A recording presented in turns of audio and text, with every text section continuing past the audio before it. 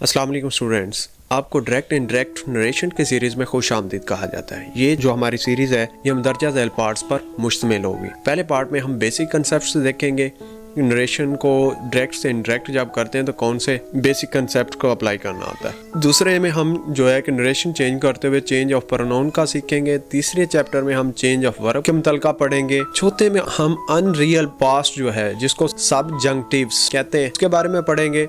पांचवें जो चैप्टर है उसमें असर्टिव सेंटेंसेस के बारे में पढ़ेंगे कि उनको जब नरेशन चेंज की जाती है तो तब उनको कैसे किया जाता है। उसके बाद common errors in the conversion के बारे में पढ़ेंगे। फिर उसके बाद हम इंटरोगेटिव सेंटेंसेस का जो नरेशन चेंज है कन्वर्जन है उसके बारे में पढ़ेंगे। 8वें चैप्टर में हम इंपेरेटिव सेंटेंसेस के बारे में पढ़ेंगे। 9वें चैप्टर में हम एक्सक्लेमेटरी सेंटेंसेस के बारे में पढ़ेंगे। 10वें चैप्टर में हम ऑप्टेटिव सेंटेंसेस जो है उसके बारे में पढ़ेंगे। चलो शुरू करते हैं। अस्सलाम वालेकुम स्टूडेंट्स, आपको डायरेक्ट एंड डायरेक्ट सीरीज के पहले लेक्चर में खुशामदीद कहा जाता है। ये वाला जो लेक्चर है उन तमाम बेसिक कंसेप्ट्स को कवर करेगा जो कि डायरेक्ट इंडायरेक्ट करते हुए हमें हर हाल में जानना जरूरी है, जिनके बगैर नरेशन को चेंज करना मुमकिन ही नहीं है। तो इस वीडियो में एंड तक जुड़े रहें और एंड पे बहुत अच्छे तरीके से तमाम के तमाम कंसेप्ट को अप्लाई करके दिखाया गया है। बेसिक कंसेप्ट जो कि दरअसल है, नरेशन दरअसल है क्या? अंदाज़े बयान है। किसी भी चीज़ को, किसी भी बात को बयान करने का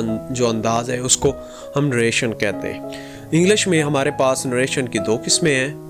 पहला डायरेक्ट स्पीच, किसी के कहे हुए अल्फाज को हू बहू वैसे ही कह देना डायरेक्ट स्पीच कहलाता है। दूसरा पार्ट जो है, दूसरी जो टाइप है नरेशन की वो है इनडायरेक्ट स्पीच। इनडायरेक्ट स्पीच में जब किसी के कहे हुए अल्फाज को बयान करने वाला अपने अंदाज में बयान करे तो उसको कहते हैं इनडायरेक्ट स्पीच। चलो इसको मजीद एक एग्जांपल से क्लैरिफाई करते हैं। अहमद और काशिफ दो दोस्त थे, मिलकर स्कूल जाया करते थे। एक दिन अहमद काशिफ के घर गया तो काशिफ ने कहा कि प्रिंसिपल साहब से कहना कि मैं बीमार हूँ। तो स्कूल जाकर अहमद ने प्रिंसिपल से कहा कि वो बीमार है। अब इसमें देखें कि यहाँ पे एक जगह पे कह रहा है कि काशिफ उसे कह रहा है कि मैं बीमार हूँ। जहाँ पे अहमद जब प्रिंसिपल से मिला है तो वो उसे कह रहा है कि वो बीमार है। मैं बीमार हूँ और वो बीमार है। यहाँ पे अगर वो उसी तरह कह देता कि मैं बीमार हूँ तो ये डायरेक्ट स्पीच था।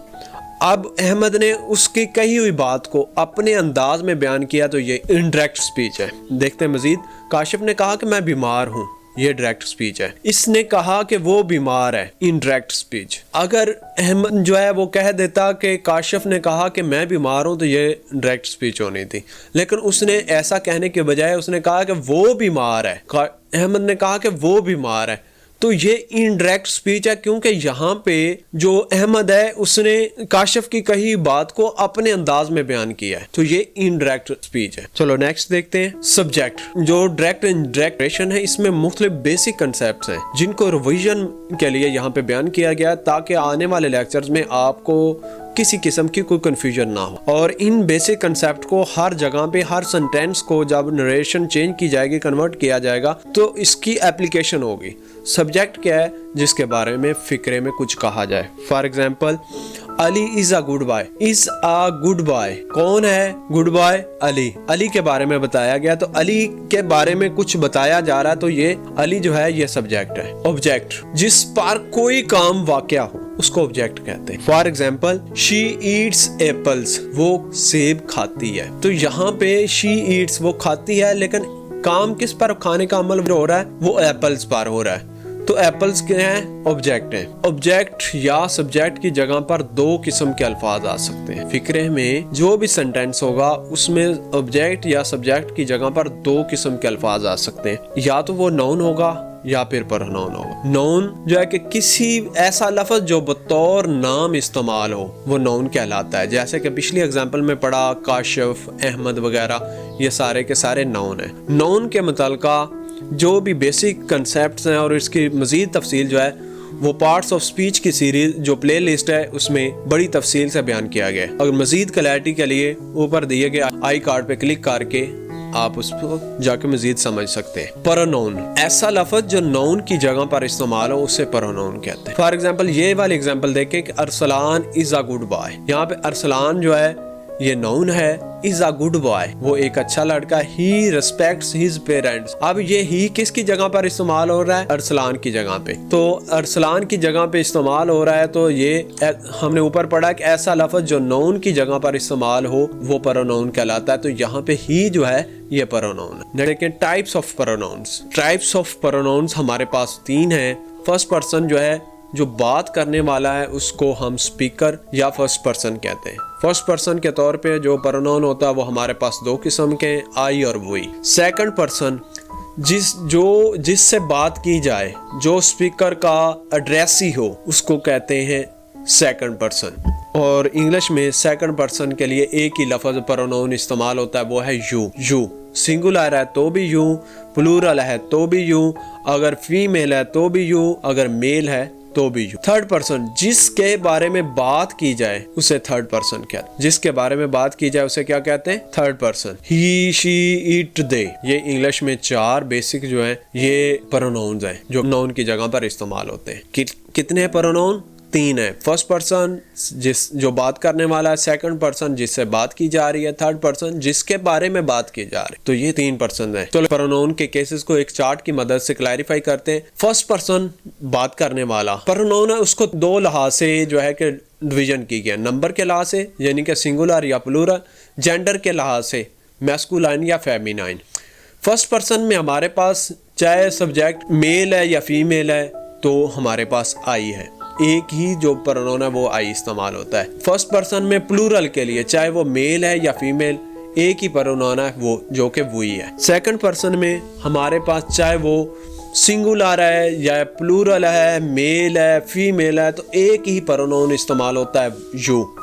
थर्ड पर्सन में हमारे पास सिंगुलर, अगर थर्ड पर्सन सिंगुलर मैस्कुलाइन है तो हम ही इस्तेमाल करते हैं। अगर थर्ड पर्सन सिंगुलर फेमिनाइन है तो हम शी इस्तेमाल करते हैं। अगर third person other than human है, ना मैस्कुलाइन है ना फेमिनाइन है, ना यानी कि बच्चों के लिए वो इस्तेमाल किया जा सकता है, बेजान चीजों के लिए, बेजान चीजों वगैरह के लिए, जानवरों के लिए, तो फिर हम इट का इस्तेमाल करते हैं। थर्ड पर्सन मैस्कुलाइन है या फेमिनाइन तो हम दे इस्तेमाल करते। जब यही प्रोनाउंस ऑब्जेक्ट वाली जगह पर इस्तेमाल होंगे तो इनकी हालत चेंज हो जाएगी। जैसा कि ये है कि आई का मी बन जाएगा, वी का अस बन जाएगा, यू ही रहेगा, ही का हिम बन जाएगा, शी का हर बन जाएगा, इट का इट ही रहेगा, दे का देम बन जाएगा। पोजेसिव केस, माई जो है वो पोजेसिव केस है, वी का आवर है, यू का यूआर है, ही का हिज है, शी का हर है, इट का इट्स है, दे का देयर है। यहाँ पे एक चीज क्लियर करता चलो कि यहाँ पे पोस्ट्रॉफी नहीं लगाएगी। अगर पोस्ट्रॉफी यहाँ पे इस्तेमाल होती है तो वो गलत होगा, वो इट इज बन जाएगा,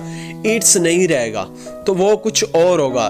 तो जो इट का पोजेसिव केस इट्स है उसमें अपोस्ट्रोफी इस्तेमाल नहीं कर। मेन जो डायरेक्ट इनडायरेक्ट के मेन जो कंसेप्ट है वो कुछ यूं है, she said to me I like these books, उसने मुझसे कहा कि मुझे ये किताबें पसंद है। ये फिक्रा डायरेक्ट स्पीच में है, यानी कि आई लाइक, शी सेड, उसने कहा आई लाइक दीज बुक्स, कि जो बात जो उसने जैसे कही वैसे हूबहू बयान कर दी गई, तो ये डायरेक्ट स्पीच है। तो डायरेक्ट स्पीच के 2 हिस्से होते हैं। पहला हिस्सा जो इन्वर्टेड कॉमा से पहले है, जिसको हम रिपोर्टिंग स्पीच कहते हैं। रिपोर्टिंग स्पीच क्या होता है? जो रिपोर्ट बात को रिपोर्ट कर रहा है वो रिपोर्टिंग स्पीच कहलाता है। दूसरा हिस्सा जो इन्वर्टेड कॉमा के अंदर है, इसको हम रिपोर्टेड स्पीच कहते हैं। जो बात यानी कि जो बात रिपोर्ट की जा रही है उसको हम रिपोर्टेड स्पीच कहते हैं। अब इसका जब हम नरेशन चेंज करेंगे तो कुछ यूं होगा, she told me that she liked those books. बात वही है, मैसेज मेन थीम वही है, लेकिन इसको हूबहू नहीं, उसने बयान करने वाले ने अपने अंदाज में उस बात को बयान किया है, तो ये इनडायरेक्ट स्पीच है। ये इनडायरेक्ट स्पीच है। तो ये जो डायरेक्ट में बदला गया, ये सारा का सारा नरेशन चेंज क्या है, डायरेक्ट से इनडायरेक्ट में बदलना या इनडायरेक्ट से डायरेक्ट में बदलना, तो ये नरेशन चेंज कहलाता। ये थे बेसिक कंसेप्ट जो कि डायरेक्ट इनडायरेक्ट को करते हुए इनको समझना बहुत ही जरूरी था। तो मिलते हैं अगले चैप्टर में, तब तक के लिए अल्लाह हाफिज।